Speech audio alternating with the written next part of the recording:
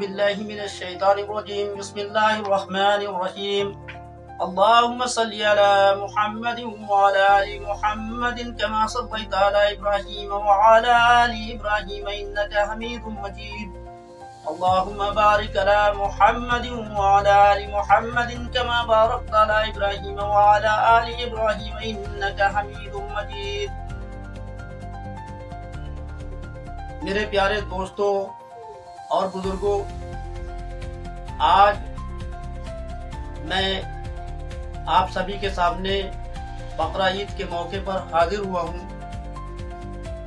یوں تو میرا جو ہے اگلے سال کا ویڈیو بھی بقرہ عید کے آپ لوگوں نے دیکھا ہے، اس میں خاص کچھ میں بیان نہیں کروں گا، بس صرف اتنا کہنا ہے میرا کہ بقرہ عید میں جو قربانیاں ہوتی ہیں وہ قربانیاں صرف جانوروں کی نہیں ہوتی ہیں کہ آپ ایک بکرا لے آئیں، ایک جانور لے آئیں، پھر اس کو جو ہے قربان کر دیں اور آپ جو ہے قربانی آپ کی ہو جائے گی، بلکہ قربانی ابراہیم خلیل اللہ کی سنت ہے، اور یہ ابراہیم خلیل اللہ حضور صلی اللہ علیہ وسلم کے دادا ہیں، دادا ہی کیا بلکہ جد کہیں، جن کی دعاؤں کی وجہ سے ہی حضور صلی اللہ علیہ وسلم کی پیدائش ہوئی۔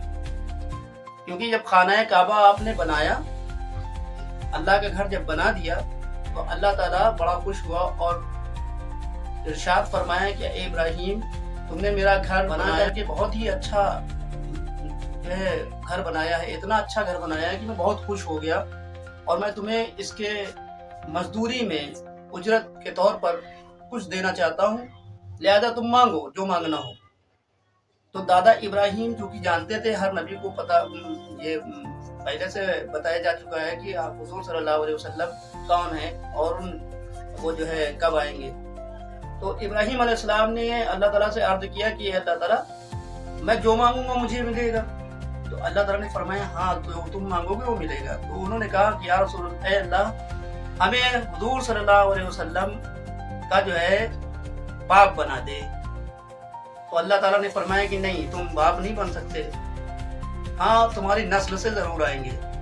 کہا اچھا تو پھر ہمیں ان کی امت میں کر دے۔ تو کہا کہ نہیں وہ بھی نہیں، وہ بہت بعد میں آئیں گے۔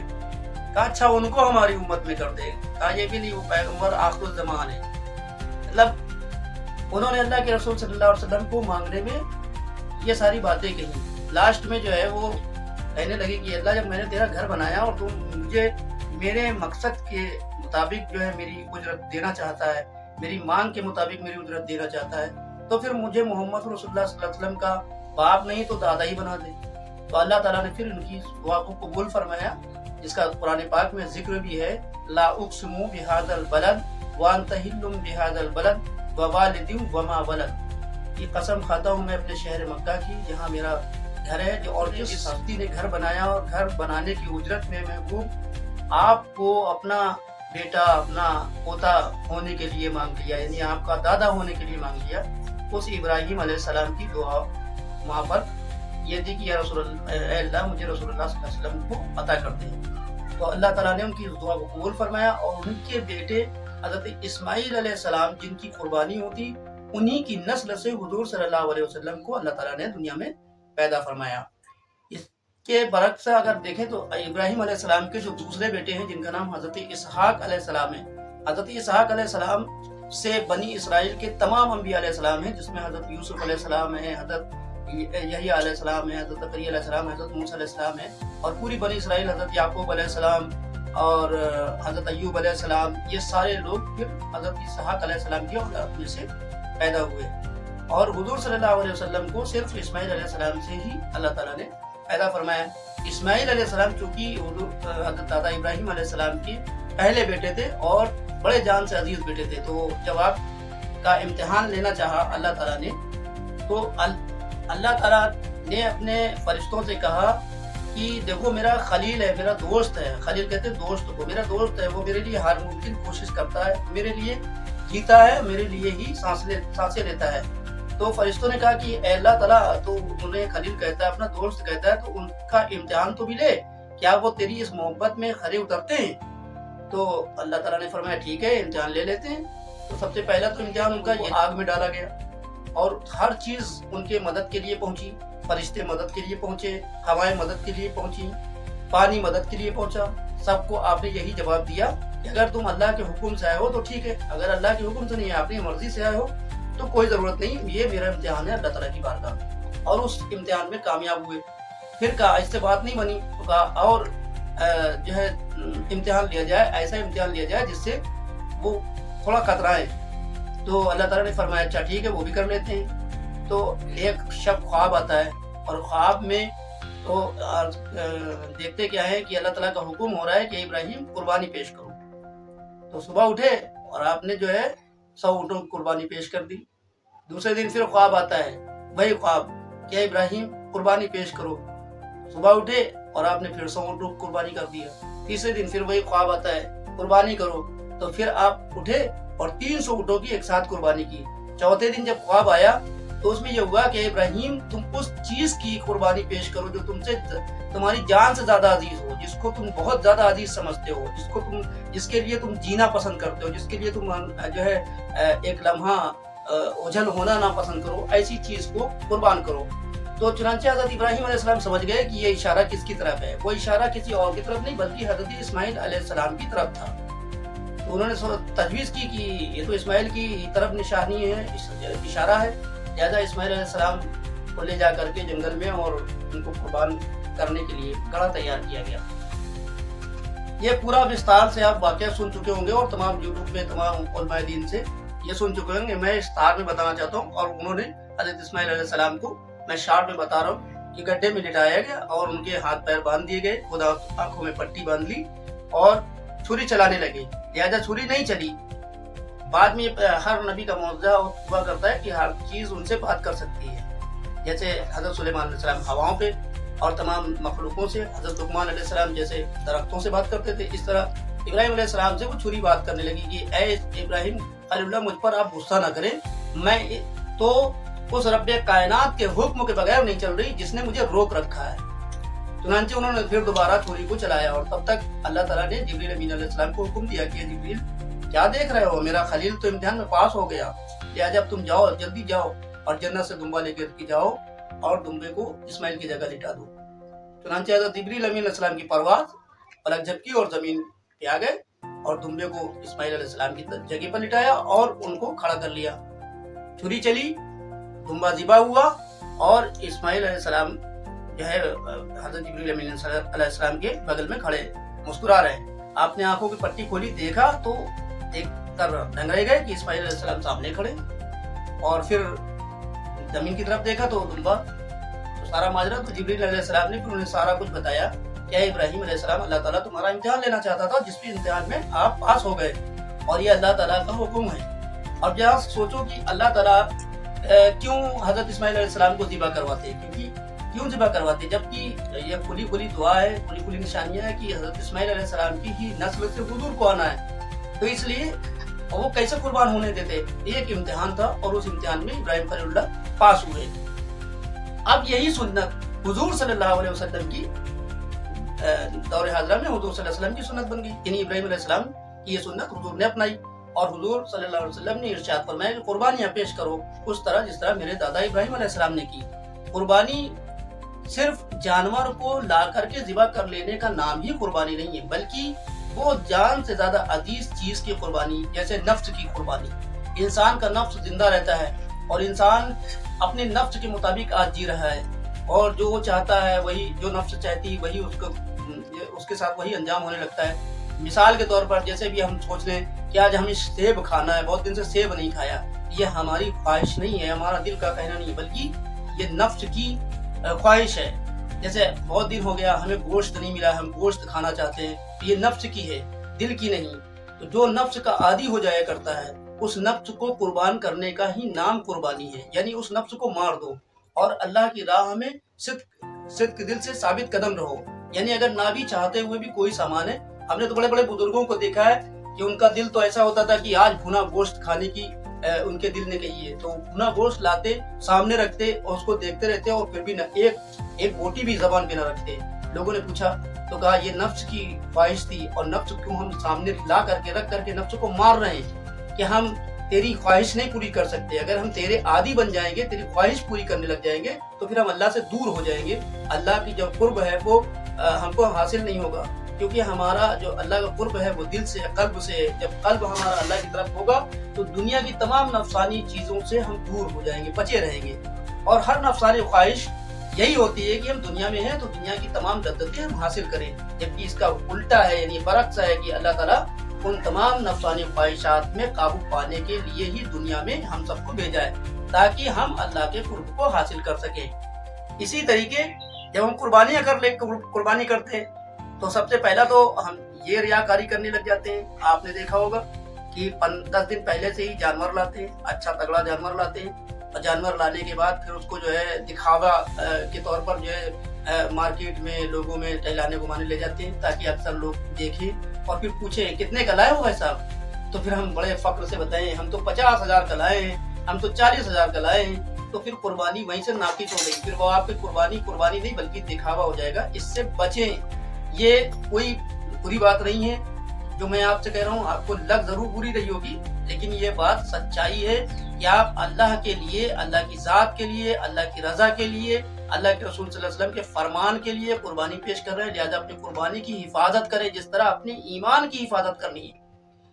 इन सब चीजों से बचें। हाँ, जानवर लाएं, अपने घर में उसको बांधें, उसको खूब अच्छा खाना दें, अच्छा पानी, उसका अच्छा ख्याल रखें, और फिर कुर्बानी के दिन उसको नहला धुला करके उसको कुर्बान करें। इसके बाद फिर क्या होता है कि लोग फिर कुर्बानी हो जाने के बाद पता चला कि गोश्त का जब हिस्सा लगता है तो फिर गोश्त में चापे निकाल दो, दिल गुर्दा निकाल दो, पाए निकाल दो, मूड़ी निकाल दो, गोश्त का ये हिस्सा निकाल दो, जो बचा कुचा हिस्सा हुआ फिर कहा चलो लोगों में तस्कीम कर दो, एक एक बोटी, दो बोटी करके।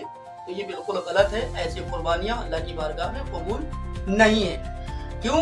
क्योंकि कुर्बानी एक ऐसी सुन्नत है, एक ऐसी चीज है कि अल्लाह आपकी उस कुर्बानी को कबूल कर ले, यही बहुत बड़ी बात है। गोश्त खाना हमारे लिए आका इस्लाम ने सुन्नत करार दिया कि आप खाएं, अच्छी बात है, लेकिन उससे पहले आप अपने पड़ोसी का ख्याल रखें, गुरबा और मसाकीन का ख्याल रखें। जानवर में जब हिस्सा हो जाए, पहली बात तो कुर्बानी करने के बाद सारे गोश्त का हिस्सा बराबरी से लगाएं। ये नहीं कि चाप, दिल, गुर्दा और अच्छे गोश्त को किनारे कर लें और उसके बाद फिर हिस्सा लगा करके लोगों में तस्कीम कर दें, ये ना करें। पूरे जानवर को सही साबित कर जाने दें, उसके बाद फिर उसका हिस्सा लगा लें। एक हिस्सा आप अपने घर के लिए रख लें और दूसरे हिस्से में रिश्तेदार अहबाबों को तस्कीम करें, और तीसरे हिस्सा जो गुरबा मसाकीन का हक है उन तक पहुंचाएं। इसके लिए आप एक चीज और ध्यान में रखें कि बहुत से लोग जो है 2 बोटियां 3 बोटियां गोश्त लोगों में भेजते हैं, या घर में ये कहते हैं कि भाई देखो अभी फला जगह से आया तो वहां भी भेजना है। तो ऐसा मसला नहीं है, ऐसा हरगिज ना करें। कुर्बानी का गोश्त एक आदमी के लिए ही अगर पूरा दिया जाए तो दे सकते हैं। पहली बात तो अपने बगल के पड़ोसी का ख्याल रखें। मिसाल के तौर पर आज अब की साल हमारे यहाँ कुर्बानी हुई, हमारे पड़ोसी के यहाँ नहीं हुई, तो सबसे पहला हक है पड़ोसी को बुलाएं। कुर्बानी हो जाने के बाद, गोश्त के हिस्से लग जाने के बाद पड़ोसी को बुलाएं और उसे कहें भाई जितना तुम्हें गोश्त लेना है उतना ले लो। फिर उसके बाद रिश्तेदारों में, अहबाबों में तस्कीम करें, गुरबा मसाकीन में बांट दें। ये सही तरीका है। दूसरा ये, अगरचे वो चाहे तो पूरा गोश्त लेना चाहे कि मैं पूरा गोश्त का हकदार हूँ, पूरा गोश्त ले जाऊंगा, मेरे यहाँ इतने मेहमान हैं या इतने लोग हैं, ये गोश्त मैं ही पूरा ले सकता हूँ, तो आप उसे पूरा दे दें। और अगर ऐसा नहीं है, उसने अपने मुताबिक ले लिया, तो गोश्त को तबर्रुक के तौर पर यूं पुड़िया बना करके 2-2, 3-3 बोटियां न बांटे, बल्कि इतना गोश्त दें कि एक वक्त का वो खाना खा सके, पेट भर के खा सके, इतना दे दें। उसमें आप ये ना देखें कि हम पूरे मोहल्ले में बांटना है, रिश्तेदारियों में बांटना नहीं। आप जितनी जल्दी उसको खत्म कर लेंगे उतना ही ज्यादा बेहतर आपके लिए होगा, उतना ही ज्यादा सवाब होगा। दूसरी बात ये, फ्रिजों में भर लेते हैं आप ये तहकीक नहीं करते आपने कुर्बानी किस चीज की थी। फिर आपने अपने अच्छे गोश्त के लिए अगर कुर्बानी की थी, ये नफ्सी की कुर्बानी हुई कि भाई नफसानी ख्वाहिशात आपकी जिंदा थी, और गोश्त का जो है आपने फ्रिजों में स्टॉक लगा लिया ताकि वो आप हफ्तों तक खाएंगे, महीनों तक खाएंगे। लोग तो महीनों तक खाते हैं, हालांकि ऐसा करना बिल्कुल मना है।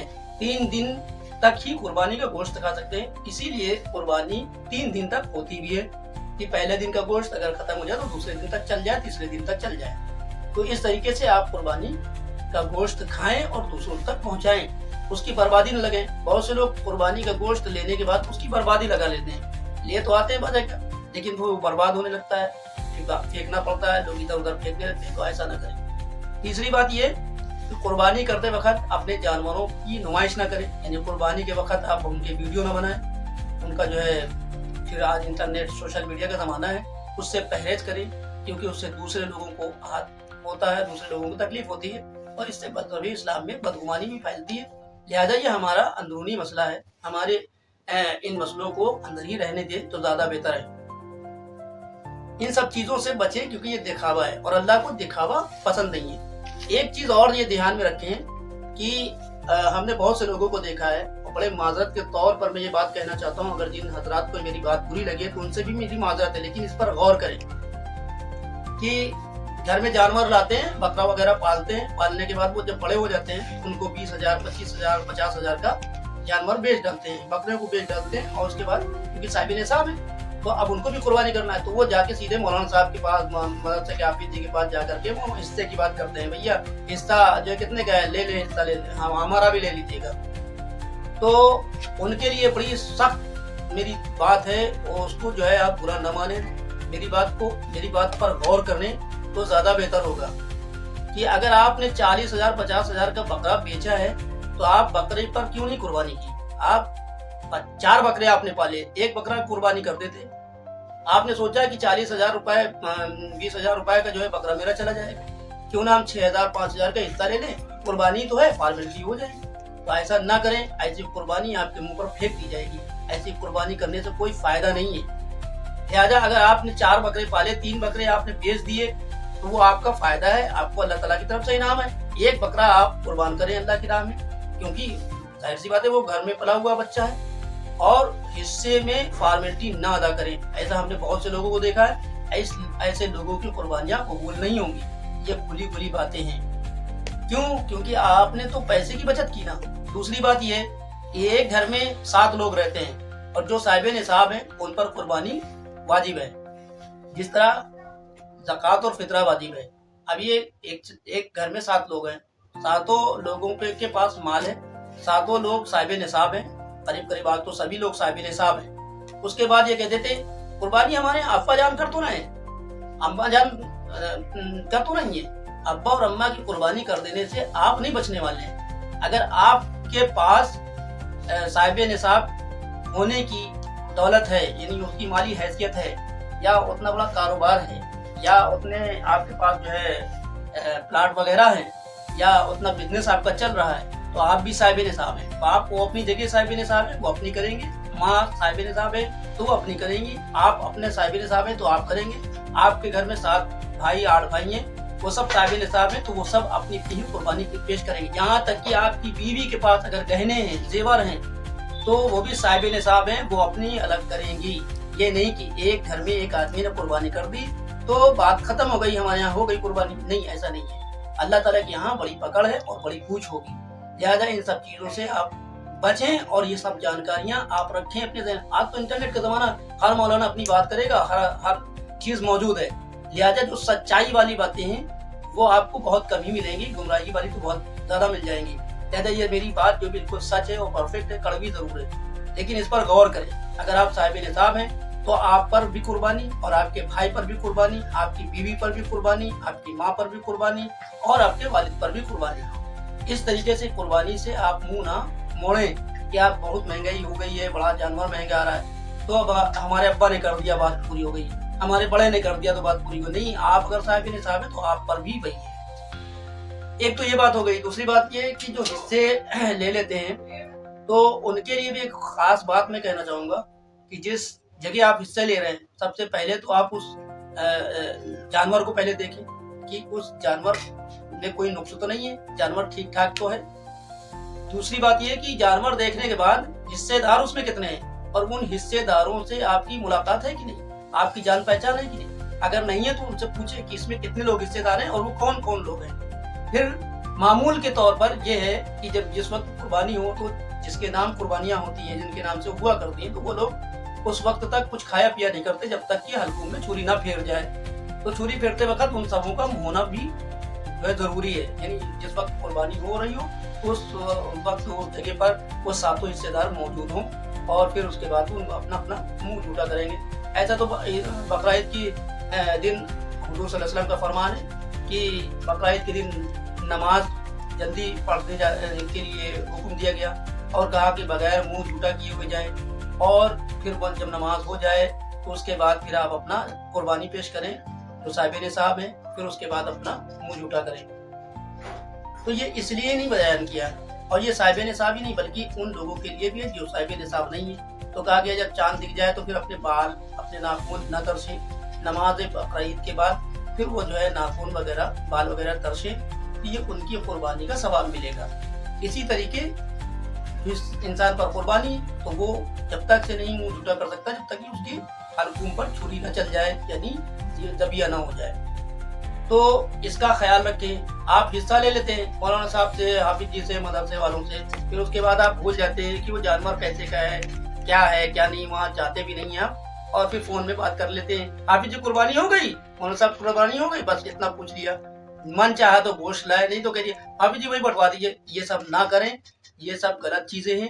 इन सब चीजों से आपकी कुर्बानी कबूल मकबूल होने वाली नहीं है। जो सही बात है, आप सल्लल्लाहु अलैहि वसल्लम का इरशाद है कि अगर आप ऐसे कुर्बानी कर रहे हैं, ऐसे कुर्बानी के जो है उसमें आ जाए अगर इस हालात पे, तो आप उसको सही तरीके से जो है काम करें, उसका सही तरीके से काम करें। ये नहीं कि हमने एक फॉर्मेलिटी दी, हाफिज जी मौलाना साहब से नाम लिखवा करके पैसा जमा करके हिस्सा ले लिया, बात खत्म हो गई। नहीं, बात नहीं खत्म होती, आपको उस वक्त तक वहाँ मौजूद रहना पड़ेगा, जानवर को भी देखना पड़ेगा। क्यों? क्योंकि अगर आपने कुछ नहीं देखा तो आपकी ये कुर्बानी नहीं बल्कि एक फॉर्मेलिटी मानी जाएगी। तीसरी बात ये कहूँगा, कभी हिस्सा ले तो फिर उसका एहतियात रखें कि हमें उस जगह पर उस वक्त मौजूद रहना चाहिए। ये हमने जो कुर्बानी का हिस्सा लिया तो उस जानवर को देखना भी है और उसके सामने मौजूद भी रहना है जब हलकुम पे छुरी फेरी जाए। पहली बात तो ये कि खुद कुर्बानी पेश करें, खुद जो है छुरी चलाएं, और अगर आप नहीं जानते, नहीं दुआ पढ़ना आती, आप नहीं कर सकते, तो फिर आप मौलाना साहब या किसी और से वो करें, लेकिन आप वहाँ पे मौजूद रहेंगे। मौजूद होना बेहद जरूरी है। तो एक चीज और ध्यान में रखें कि आका अलैहिस्सलाम सल्लल्लाहु अलैहि वसल्लम ने जो ये हिस्से का मसला जो जहाँ पे आता है कि हिस्सा ले लेते हैं, ये कर लेते हैं, ये हिस्सा लेने की जो बात आई तो बहुत से सहाबा आए, कहा या रसूल, हम लोग 7 आदमी हैं, हम लोग को अपने जानवर अलग अलग लाते हैं, या कोई ऐसी तजवीज बताए जिसमें हम एक ही जानवर लें। तो आका अलैहिस्सलाम ने फरमाया हाँ, ऊँट ले लो, उसमें 7 हिस्से हैं, भैंस वगैरह ले लो, और भी जो बड़े जानवरों में जिनमें कुर्बानियां हैं, उन जानवरों को लेकर के उसमें 7 लोगों का हिस्सा ले सकते हैं। तो एक घर में एक जानवर आ गया, बड़ा जानवर आ गया, और उसमें 7 हिस्से ले लिए गए, 7 के नाम को कुर्बानी पेश कर दी गई। और ये जानवर अच्छा होना, खूबसूरत होना और तगड़ा तंदुरुस्त होना, ये क्यों कहा गया है? क्योंकि जन्नत और जहन्नम के दरमियान एक रास्ता है जिसको राह पुलसरात कहते हैं। तो सारे ईमान वालों की बख्शिश और निजात हो जाने के बाद उस रास्ते से चलना है, उससे पार होना है। तो जो आबिद लोग हैं उनके लिए अलग इंतजाम हैं, जाहिद लोगों के लिए अलग इंतजाम हैं, जो कुर्बानी वाले हैं उनके लिए भी इंतजाम यही रखे गए कि जो जानवर आपने अल्लाह की राह में कुर्बान किए वो जानवर आ जाएंगे उस पुलसरात से पार कराने के लिए। वो पुलसरात है क्या? तलवार से ज्यादा धारदार बारीक रेत है, और उसके नीचे आग का हौज है, और वो बहुत भयानक आग जलाई गई है, लिहाजा उस रास्ते से गुजरना होगा। तो जो जैसा जानवर पेश करेगा अल्लाह की बारगाह में, लंगड़ा लुगड़ा, कमजोर, दुबले पतले, उसी तरीके के वो जानवर फिर उनके सामने लाए जाएंगे और कहा जाएगा इस पे तुम्हारी सवारी है और इस पे तुम्हें बैठ के जाना है। तो इसलिए बहुत जरूरी है कि जानवर देखना और तगड़ा तंदुरुस्त खूबसूरत जानवर देखना चाहिए, ताकि उस पर हम बैठ करके जाएं। और अगरचे हमने दुबला पतला एक फॉर्मेलिटी समझ करके हमने ले ली, कुर्बानी का हिस्सा ले लिया या कुर्बानी करा दी, तो फिर वही जानवर हमारे साथ सामने पेश किए जाएंगे कि लो भैया जैसे तुमने की थी, लंगड़ा लूला बेचारा कमजोर लागर जानवर किया था, वो जानवर आ गया, अब वो रास्ते ही में तुमको जो है गिराएगा, खुद भी गिरेगा। अल्लाह ताला का इरशाद होगा इसको अपनी टापों से रगड़ो, क्योंकि तुम कुर्बानी के लायक ना थे, इसने जबरदस्ती कर दी अपने पैसे बचाने के लिए। लिहाजा कुर्बानी को कुर्बानी की तरह करें, पैसे ना बचाएं। उस रास्ते से गुजर होगा, उस रास्ते में आपकी सवारी यही जानवर ही पेश किए जाएंगे। लिहाजा इन सब चीजों का खास ख्याल रखें। और एक बात और ज़हन में रखें कि जब कुर्बानी का दिन हो तो तलबिया जो है पढ़ें, अल्लाहु अकबर, ला इलाहा इल्लल्लाह, अल्लाहु अकबर वलिल्लाहिल हम्द। ये तस्बीह को पढ़ेंगे, पढ़ते हुए जाएंगे। जिस रास्ते से आप जाएंगे नमाज पढ़ने के लिए, तो उस रास्ते से दोबारा नहीं आना है, दोबारा दूसरे रास्ते से आएंगे। और ये तस्बीह 3 दिन तक बराबर पढ़ी जाएगी, हर नमाज के बाद भी पढ़ी जाएगी। तो एक बार तस्बीह को फिर से याद कर ले। ला इलाहा इल्लल्लाह वल्लाहु अकबर अल्लाहु अकबर वलिल्लाहिल हम्द, ला इलाहा इल्लल्लाह वल्लाहु अकबर अल्लाहु अकबर वलिल्लाहिल हम्द, ला इलाहा इल्लल्लाह वल्लाहु अकबर अल्लाहु अकबर वलिल्लाहिल हम्द। ये तस्बीह 3 दिन तक बराबर पढ़ी जाएगी और ईद की नमाज के पहले पढ़ते हुए जाएंगे और फिर ईद की नमाज के बाद पढ़ते हुए दूसरे रास्ते से आएंगे।